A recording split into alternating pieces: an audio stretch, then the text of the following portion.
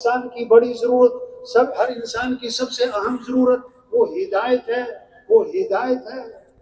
हर नमाज की हर रकत में हिदायत की दुआ मांगना जरूरी है। हर नमाज की हर रकत में इहदीना सिरातल मुस्तकीम, अल्लाह सीधा रास्ता, सीधा हिदायत। हाँ, हजरत मोहम्मद मुस्तफ़ा सल्लल्लाहु अलैहि वसल्लम आखिरी नबी हैं।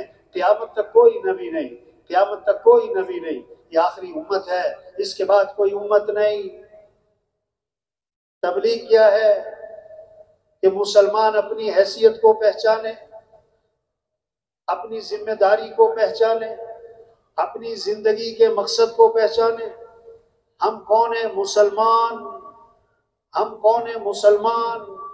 हाँ, सिंधी, बलोची, पंजाबी, नहीं नहीं नहीं नहीं नहीं, हम मुसलमान हैं, हम मुसलमान हैं, हम मुसलमान हैं। हाँ, मुसलमान होना बड़ी बात है, मुसलमान होना बड़ी बात है।